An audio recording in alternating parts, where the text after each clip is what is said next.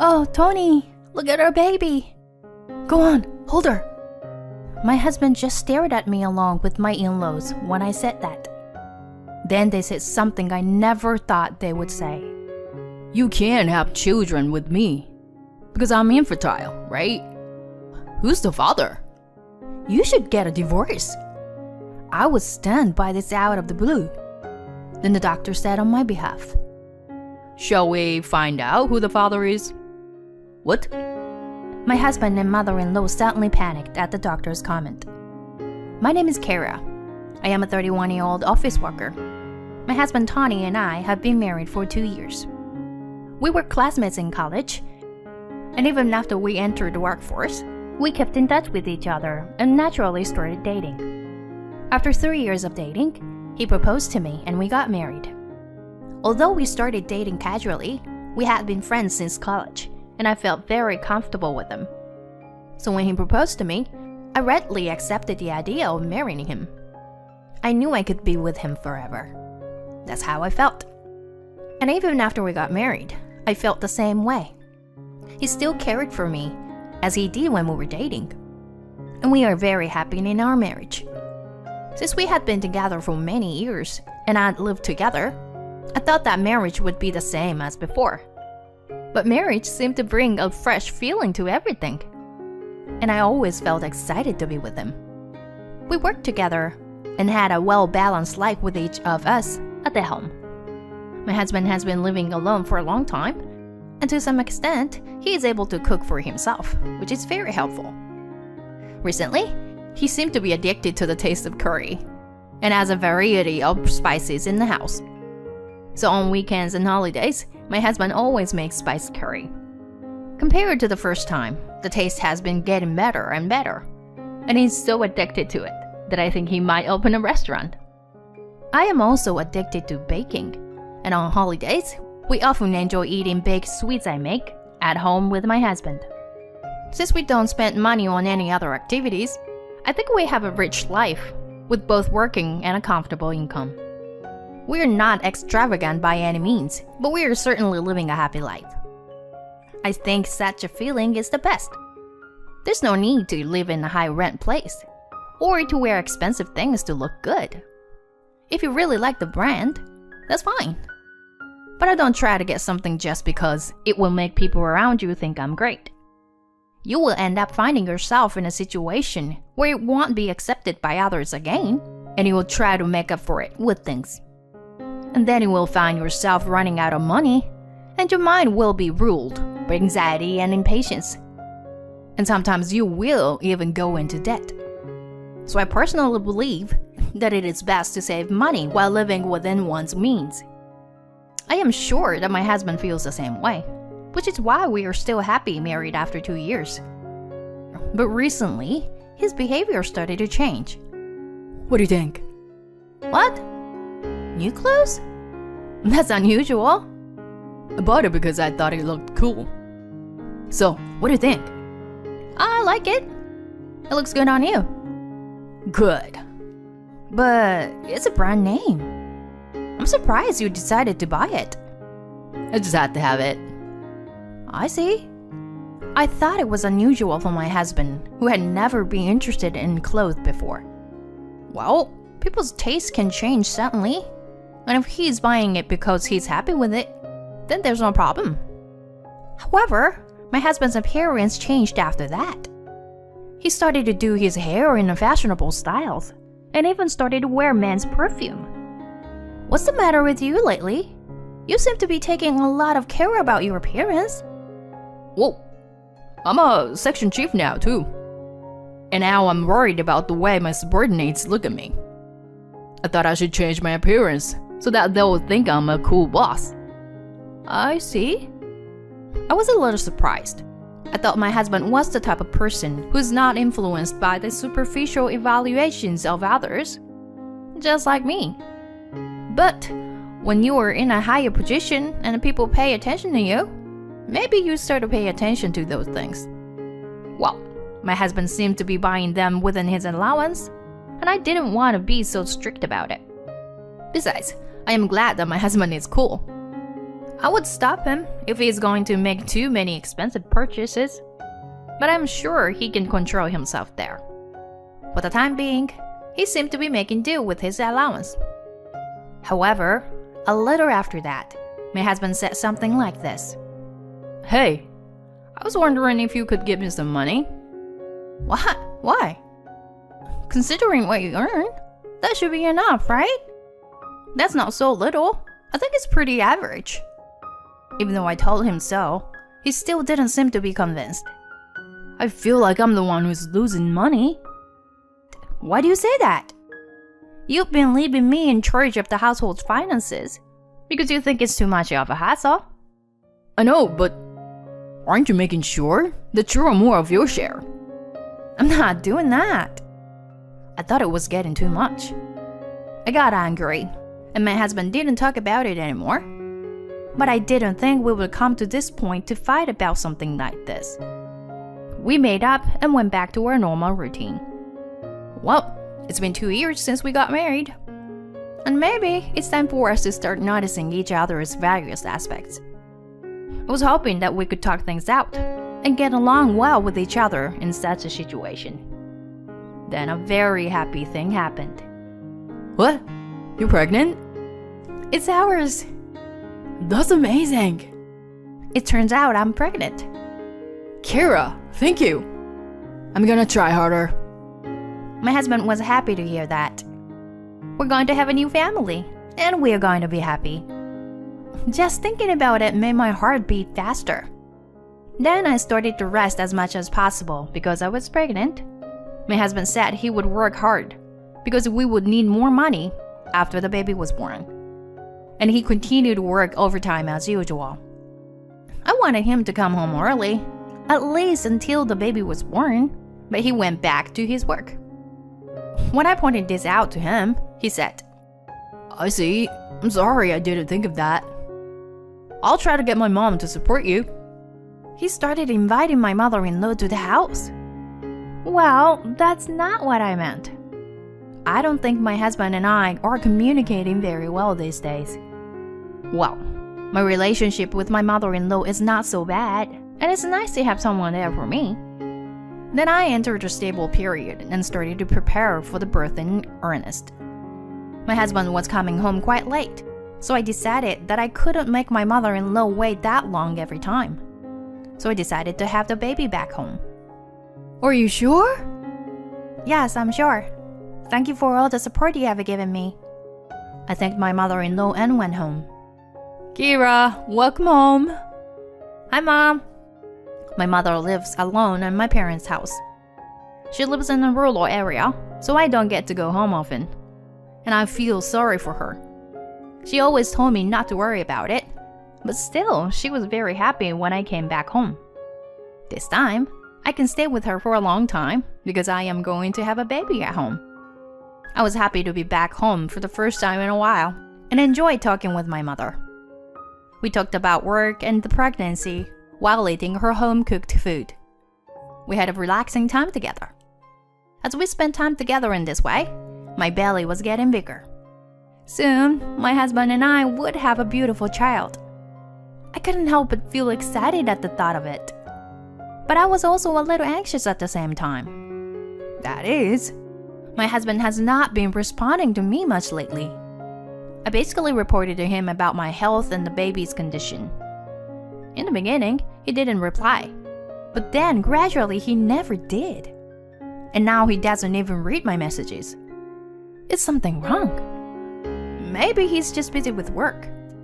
My delivery was getting closer and closer, and I was still a little confused. Finally, I went into labor, and my mother accompanied me to the hospital, which helped me a lot. Then I endured the pain and safely gave birth to a beautiful baby girl. Kira, you did great. It's a beautiful baby. Really? She's so cute. My baby was so cute the first time I saw her. And I had sent a message to my husband to let him know I was in labor. So I was hoping he would be there to witness the birth. Tony didn't come. Apparently not. Even if he is busy with his work, my mother complained that my husband would prioritize the birth of his own child. I would like to complain to my husband when I see him, but I would rather he hold our newborn child in his arms. That's what I thought. The next day, my husband came to the hospital with my parents-in-law. "Oh, Tony!" My husband finally arrived. I wanted to complain, but I was relieved to see his face. "Look at our baby! Hold her!" This is when I noticed something a little strange.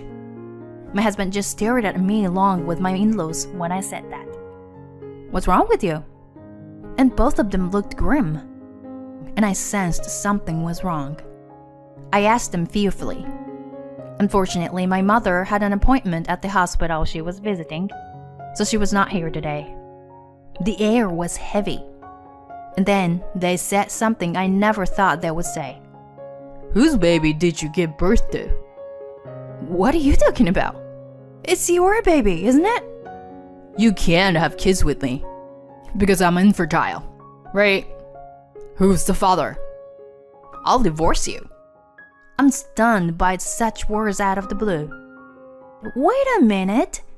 Of course it's your child," I hurriedly retorted, and my father-in-law glared at me. My son is physically incapable of having a child. Are you trying to get away with this after all this time? I couldn't think very well what the situation was, since it had been only one day since the birth, but my in-laws blamed me mercilessly. At that time, the door of the hospital room opened and a doctor came in. The doctor said on my behalf, "Shall we find out who the father is?"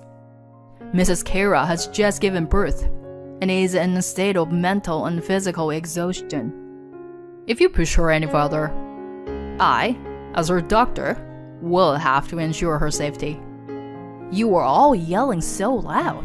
I could hear what you're saying. But the point is, we just need to find out who the father of the baby is, right? That's what I'm saying. She's having an affair. So let her confess who she's having an affair with. And then we'll file for alimony and get a divorce. My husband and mother-in-law said something like that. The doctor retorted, "How can you be so sure she's having an affair?" "Because my son is infertile." "I can't have children." "So that means my wife was having an affair and planning to beg me for money." "I see. Then why did you say such a thing after the baby was born?" "Huh? When did you find out you were infertile?" "Well, it was, just recently." "Why would you want to be tested when your wife is pregnant?" "Normally, you wouldn't want to be tested because you would feel sure that you're fertile, right?" My husband and mother-in-law suddenly panicked at the doctor's comment. "That's right. It's even stranger that you got the test result after the baby was born. If the test had been done before the pregnancy, the results would certainly have come back before the baby was born. Then you would have questioned her when you got the results, right?" That's... The doctor pointed out that my husband's statement was suspicious.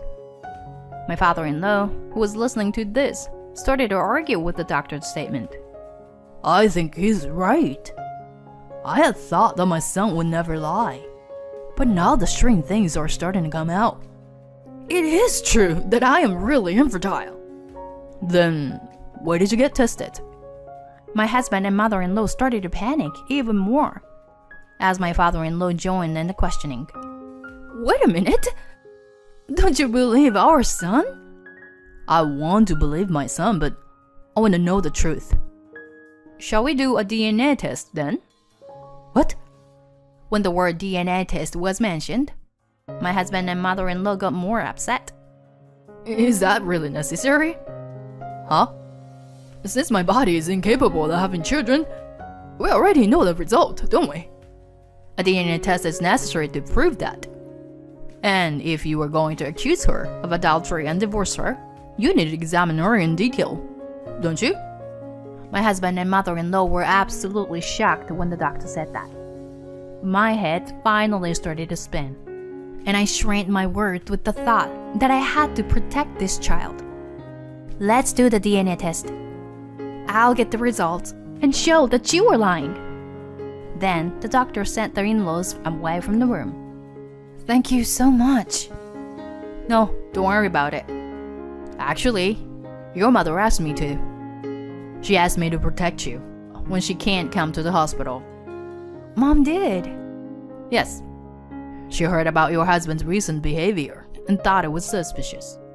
She said that she is now asking a professional to investigate if he is having an affair. If I had listened to the conversation earlier, your husband is definitely lying, and it seems certain that he is having an affair. Please be assured that I would refuse to let him visit you from now on. Thank you very much. I thanked the doctor and was surprised to know that my mother had done such a thing without my knowledge. The next day, when I told my mother who came to the hospital, she smiled and said that she got the evidence too. My daughter and grandchildren are very important to me, and I have to protect them. When I checked the evidence of my husband's infidelity that my mother had obtained, I found a picture of him going into a hotel with a subordinate at his office. That's unforgivable.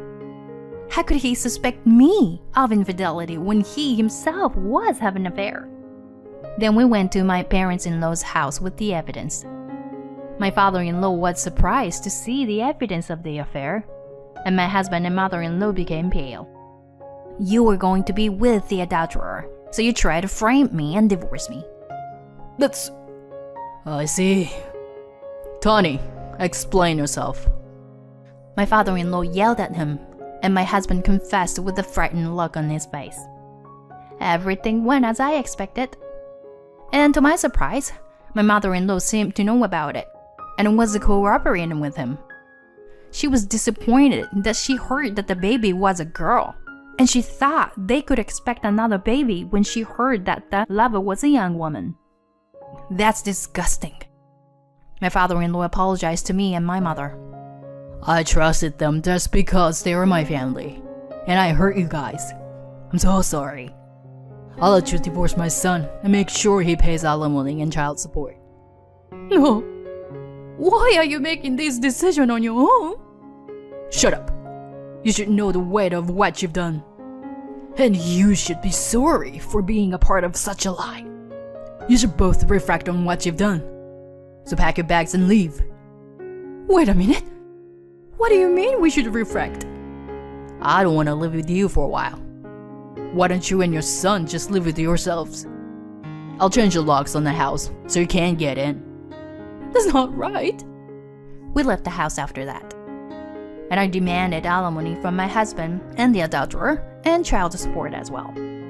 Also, the fact that he was trying to get alimony from me was just to be malicious, and the alimony to my husband was increased considerably. My husband tried to get together with his girlfriend, but my mother-in-law cried and moved in with him. So his girlfriend said, I can't pay alimony and live with your mother, and ran away.